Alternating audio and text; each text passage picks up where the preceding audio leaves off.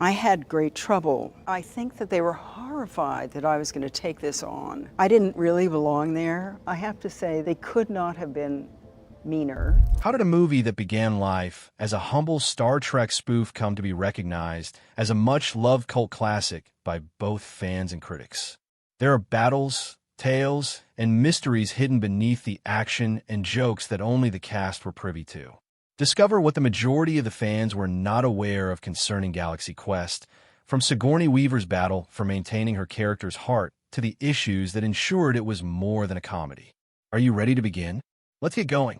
The making of Galaxy Quest is today a popular cult film, but it was not always destined to be so popular.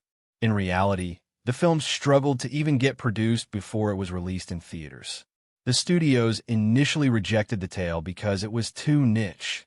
The script was a satirical take on Star Trek and the universe of science fiction fans. The film contained in-jokes and sci-fi references, which did not make the large corporations want to produce it. They were scared that not many people would understand the jokes or appreciate the homage to the genre. And let's be frank, a comedy that mocked something as niche as Star Trek was not necessarily viewed as a guaranteed hit. When the companies were producing Galaxy Quest, they lost sight that it was more than a copy. It wasn't mocking sci-fi, it was celebrating it. The plot of the film was an excellent combination of biting satire and genuine affection for the genre that it was satirizing. The humor did not mock the fans or the creators of the show. Instead, it was a fan letter to the exact things that make sci-fi fascinating, the absurd things that occur, the friendships, the sweeping ideas, and the intense emotional connections that one feels with their favorite characters. The company didn't understand that initially, however. They lost the message of the story because they were concentrating on how to market it to as many individuals as possible. Sigourney Weaver, however, recognized immediately how wonderful the writing was. Galaxy Quest was no campy comedy for her. It was an examination of how creators consume, fans fanboy, celebrities respond, and shows that means so much to them. She knew that the script was more than a Star Trek parody and that there was a special message within. The film was a reflection on actors who are typecasted by a role they've been in and the way that the characters of theirs still have merit even when they're in absurd circumstances. Weaver had some very significant ideas that helped to bring the film into being. She struggled to maintain the integrity of the script, and although the studio wasn't sure about the film at that point, she saw its potential. That was more than jokes and pop culture stuff. It was about the real story of a real person. She knew that Galaxy Quest had something to reach people on a level above the genre, and she fought hard to maintain the film's heart when the studio was attempting to make it more mainstream. The turning point came when Tim Allen became a part of the team. Allen was riding high at the time on home improvement success, and the studio viewed him as a huge draw for the public. They believed that because his name was associated with it, the film would stand some likelihood of success. Everything changed once Allen came on board. He was aware of the same things that Weaver was of the topic. He understood Galaxy Quest was not another geek comedy. It was a film that enjoyed sci-fi fans and mocked the way ridiculous the genre was.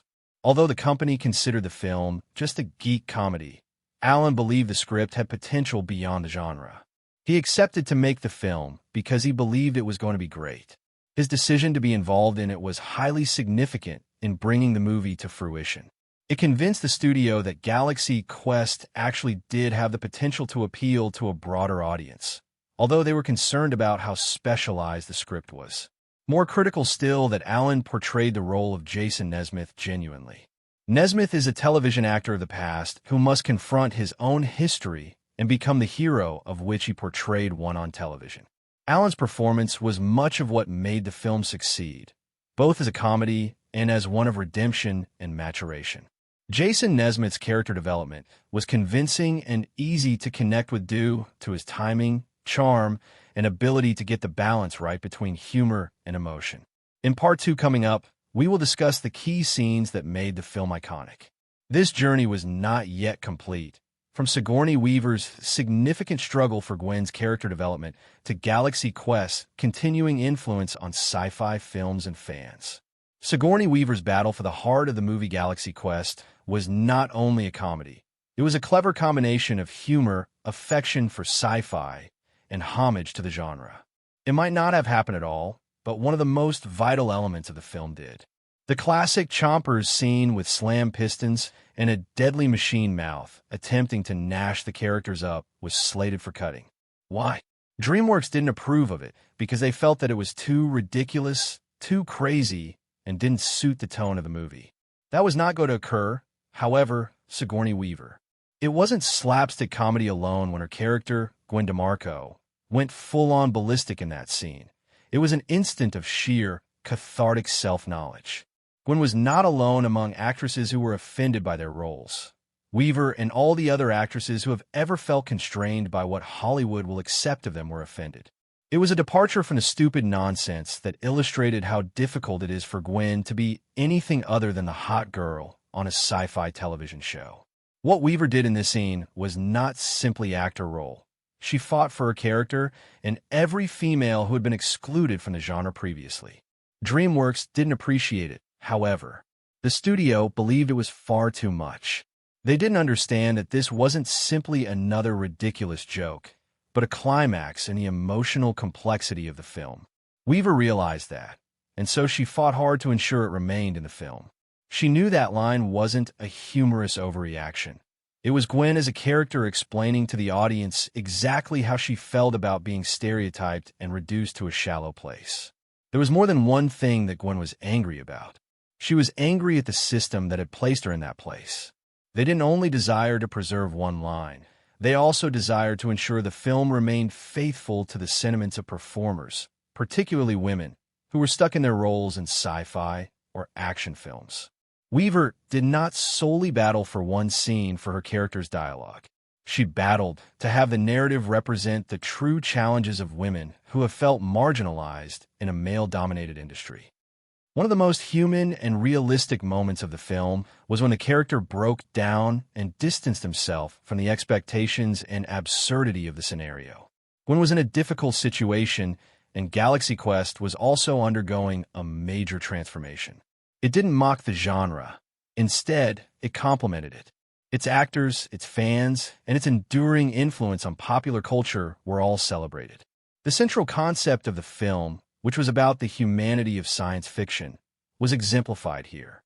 It was not merely about space battles and aliens, but also about the actors who portrayed them and the audience who continued the tales. There was more work for Weaver to do than in one scene. She viewed the entire film as an opportunity to voice for women in the industry, particularly in science fiction, which is regularly criticized for making females appear as nothing more than accessories. Gwen DeMarco wasn't another stereotype.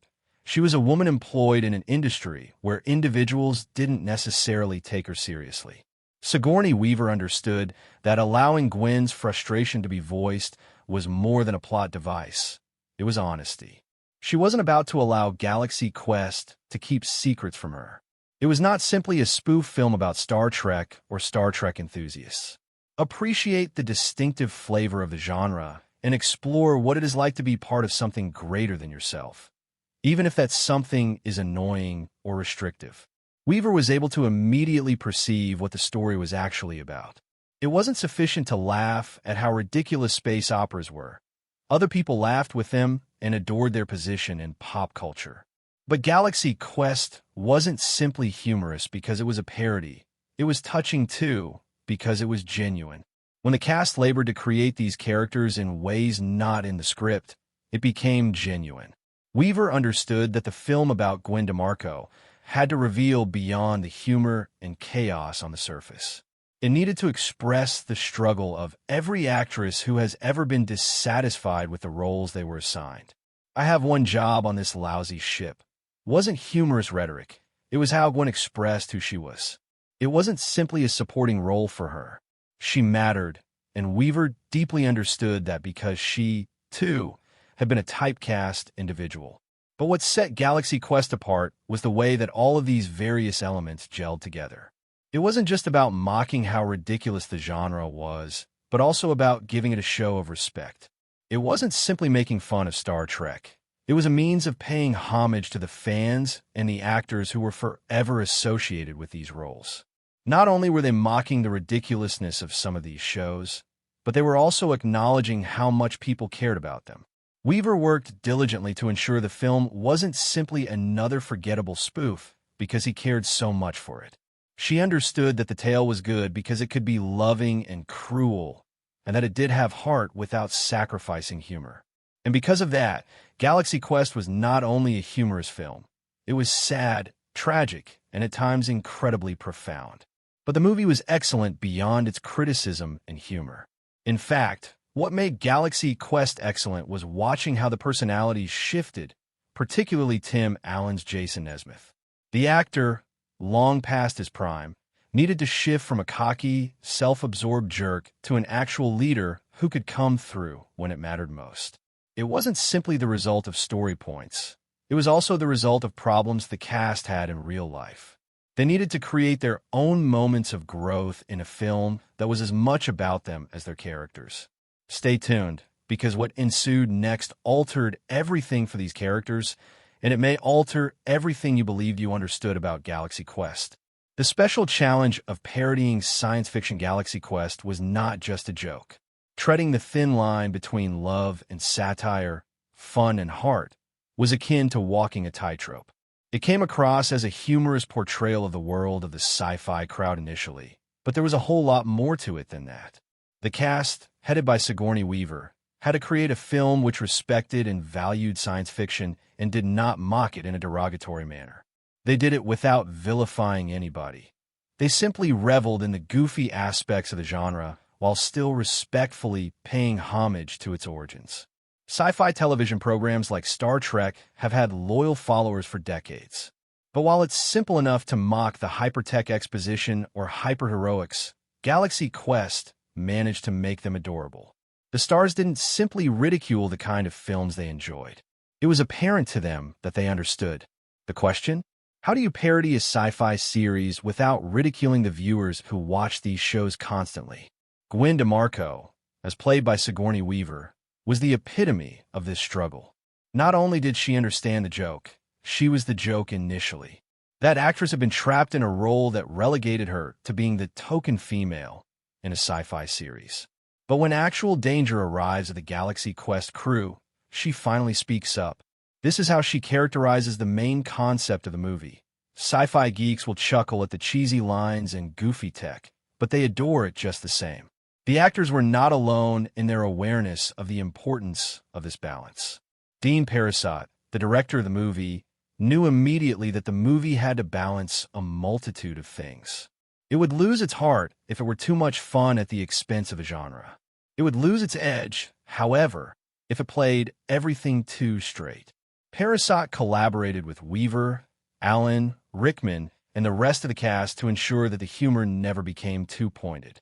They were aware that although parody is humorous, individuals would be able to determine whether it was performed with love or, worse still, out of resentment. They did not undertake this as a joke, but rather as a love letter to all that was wonderful regarding sci-fi.